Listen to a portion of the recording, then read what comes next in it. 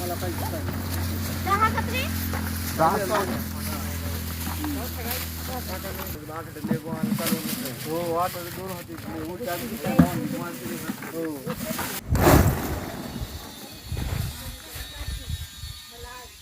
कोरेगाव तालुक्यातील उत्तर विभागातलं सोळशी गाव कायमस्वरूपी दुष्काळ, या दुष्काळी भागामध्ये पाण्याचा इतका मोठा प्रॉब्लेम आहे, तरी पण आम्ही ह्या ठिकाणी ढोबळी मिरची प्लॅनिंग केलं.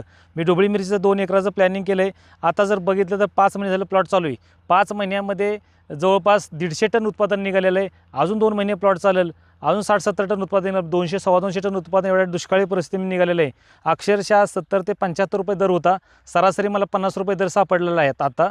तर जवळपास 75 लाख रुपये आता मिळालेत मला, आणि 75 लाख मिळून अजून 50 लाख मिळतील, म्हणजे 1 कोटीच्या आसपास हे पैसे मिळतील. परंतु हे सर्व करत असताना एवढे सहजासहजी पण नाही. त्याच्यावर जे नियोजन मी केलं, प्रिव्हेंटिव्हचे काम केलेलं आहे, ह्याच्यात थ्रिप्स नाही, ॲपिस नाही, जेसिड्स नाही, कुठल्याही प्रकारे व्हायरसचा प्रॉब्लेम नाही. न्यूट्रिशन चांगलं दिलं, खतांचा वापर चांगला केला, पाण्याचं नियोजन चांगलं केलं, आणि त्यामुळं मी आज एवढं उत्पादन घेऊ शकलो. आज जर तुम्ही बघितलं तर सेकंड प्लॉट इतका चांगला फुटलेला आहे की माझ्या हिशोबाने मी 50 टन धरलेत, पण त्याच्यावर जेवढा निघाला पहिला पूर्वीचं तेवढा टन निघू शकतो. जर तुम्ही परिसरात बाकीच्या ठिकाणी बघितला तर पूर्णपणे ज्वाऱ्या वगैरे पूर्ण वाळून गेले त्या.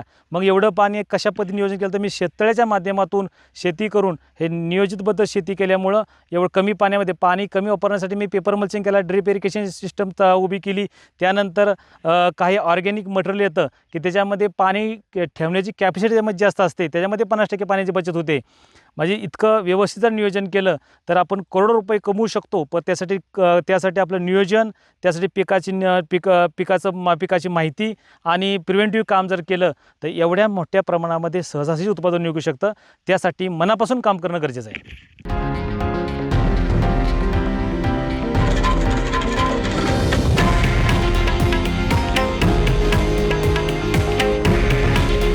हे आहे देशातील नंबर 1 न्यूज नेटवर्क आणि आपण पाहत आहात TV9 मराठी. काळजी तुमची, हित महाराष्ट्राचं.